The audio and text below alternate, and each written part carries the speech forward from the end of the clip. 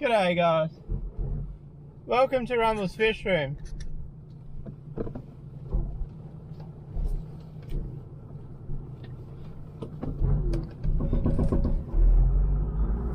G'day guys, welcome to Rumble's Fish Room. Well, how is everyone? I hope everyone's good. So, we're back in the car, we're vlogging. I'm not sure if it's illegal or not, but that's okay because we're in Mexico. But I do want to find out whether it's illegal or not in Australia. I don't think it would be. Not touching the camera. It's just like a dash cam but backwards, right? Alright, so I need to hook up the automatic water changes to the two IBCs. I haven't decided how to do it yet. Now, I really should make a decision because that's going to be a key factor into what parts we need to purchase when visiting the big green shed. So, let's go to the big green shed and we'll find out. Well, we'll make a decision, not find out. We'll make a decision on how we're going to adjust this water change system. Alright guys, so we're in the big green shed. Normally I just hold the camera in public, but we're going full send. We're on the selfie stick at the moment. I do feel a bit self-conscious about it still, but that's alright.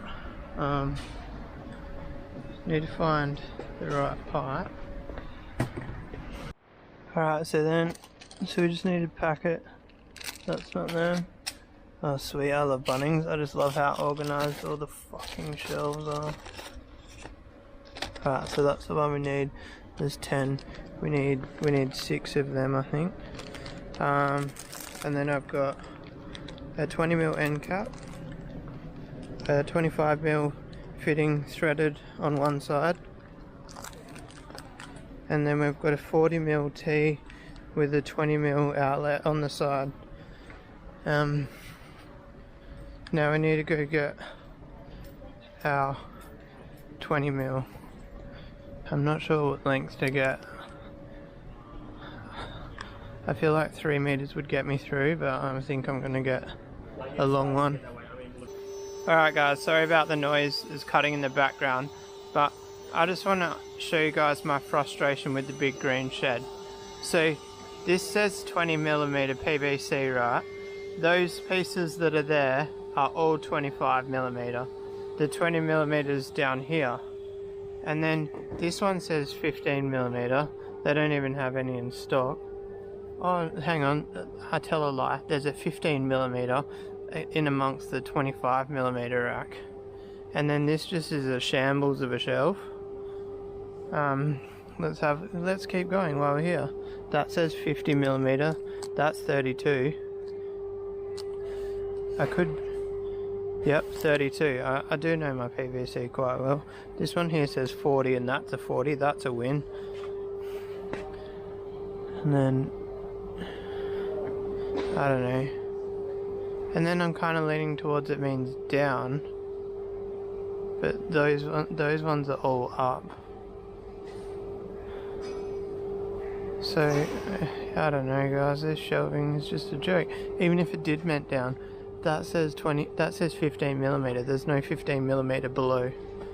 So screw Bunnings. Anyway, that's the one we need.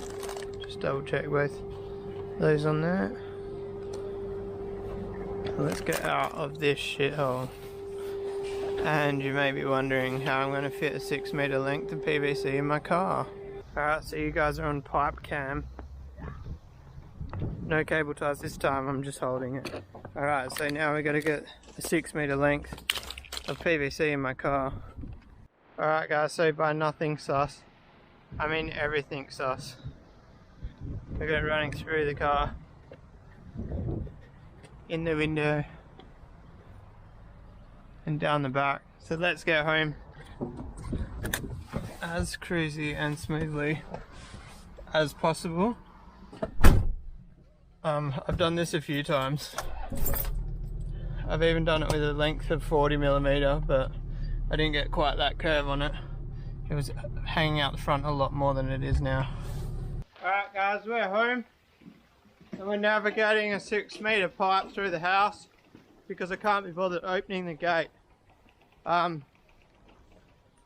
can probably just stay outside here for now. And I'll go close the door. I need more hands, guys. More hands. It's like a real struggle as a vlogger, is trying to navigate. Can you guys see this? Look at this. I've got like 6 things in my hand. Try and hold the camera at the same time. We need a tripod as well. What else do we need? Everything else should be in the shed.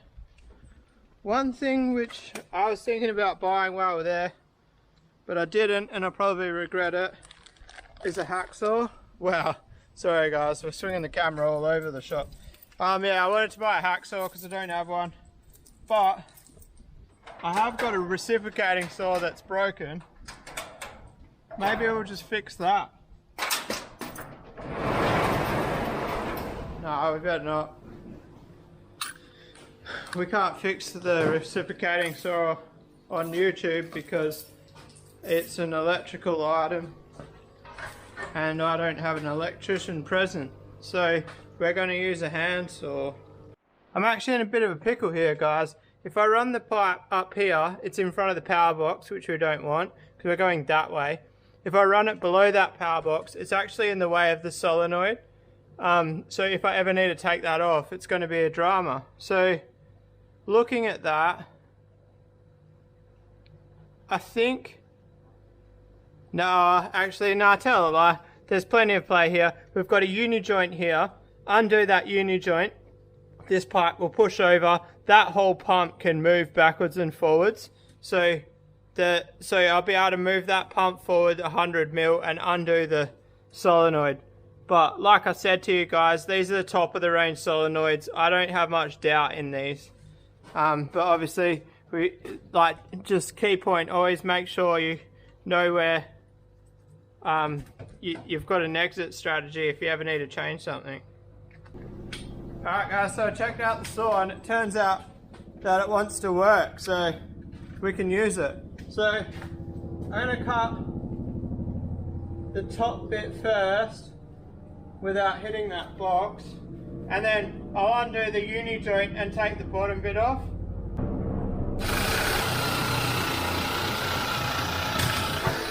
Oh yeah, by the way, there's still going to be some water in there. That much, I reckon. Alright, so we're just going to get this glued up. No, I don't use primer. I just make sure I get it's clean and double layer of glue in there and glue on there. Alright, I'll balls this up a little bit, guys. It's hitting the power box for the LED lights. It's alright, it's only touching the bottom. By touching, it's quite firm on there. So I probably should have put the end cap on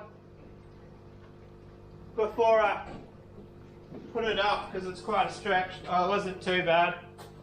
Alright, so that end cap's on. Now I want to try and get a couple of cable ties on it. Alright, so I've drilled 6 holes in this. I've kept them towards the back so they're out of the way. The 8-foot will be coming here, but it's not going to be going past that, so that'll be out of the way there. I didn't want to put them at the front and running through the front of the IBCs. I wanted to keep them towards the back. So now we've got to put our threaded barbs in. You guys saw me do this the other day. Now I put a little bit of glue on these ones because they're under high pressure. Generally they leak even with a bit of glue on them, but you gotta do anything to try. So basically that's a high pressure pipe. These are made for pipe. These are made for low pressure pipes. So they generally leak.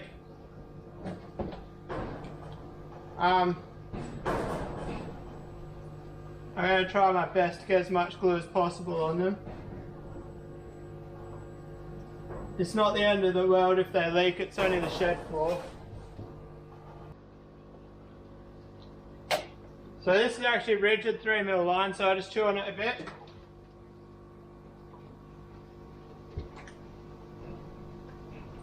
So you might be wondering, why is he bothering with 3 4mm lines instead of running 1 6mm line?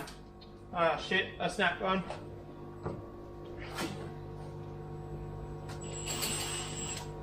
There is an answer to that question. And the reason is because I've got more control this way. I know that 1 60mm line, 1 3mm line roughly does 60 litres a day. So by doing this, I'm doing about 180 litre water change on it a day. Which, to be honest, I might have to increase it to a 4th hose. We'll see. Alright, so I picked up an elbow. Is it? Yeah, an elbow.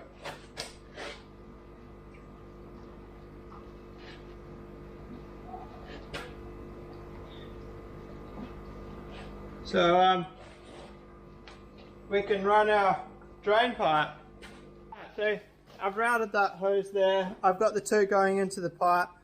When I do the 8 foot, we're going to need to make some revisions because there's not enough room for another hose. But we can just chuck a T on one of these and like T into it.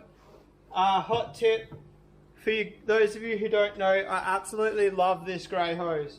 Now, this isn't a very good example, but on a glass tank, when you have that bulkhead coming out, if you have that running straight to a rigid hose, if you ever kick that, then it's going to crack the tank. Whereas you go to this soft hose, this is just a grey water hose from Bunnings, can you see it there? It actually is a tight fit. It's quite hard to get in, there's a bit of technique to it, but it does fit inside a 25mm PVC fitting. And it's dirt cheap compared to like if you go to a fish shop and buy like fish hose or any rubber hose or anything. I love this hose. I've been through so many rolls of it. I actually need to check this one for leaks because that's straight out of my garden. But anyway, water system is Chistem. I was about to say Chistem, guys. Alright, so water change system's finished. We've got our 6 lines coming in, 3 in each. I might change that to 4 when the fries start to get a bit bigger, but at this stage 3 each is plenty. That's about 180 litres a day per tub, which is, what's 100? That's plenty of water change. And then we've got our drain pipe there. That drain pipe runs outside, but I haven't actually finished the drain pipe yet. The drain pipe is just running onto the ground, but we do need to put the drain pipe into the my drain that runs to my water change system, my retic system. We're down here to show you what plumbing we have to do. So what I need to do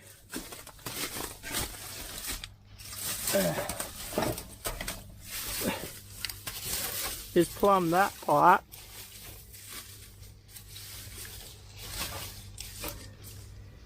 this is fucking Burke's backyard gardening special. Where is it? Into that pipe. But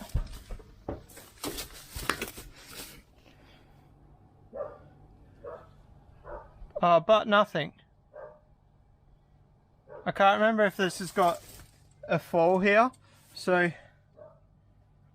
all I need is an elbow and a hole saw. We can hole saw that in. I I don't think I can buy a fitting for that. I think I'm just going to have to hole saw and Sikaflex it or something. Or we go, oh, hang on. It's a bit of a tight squeeze behind here, sorry guys.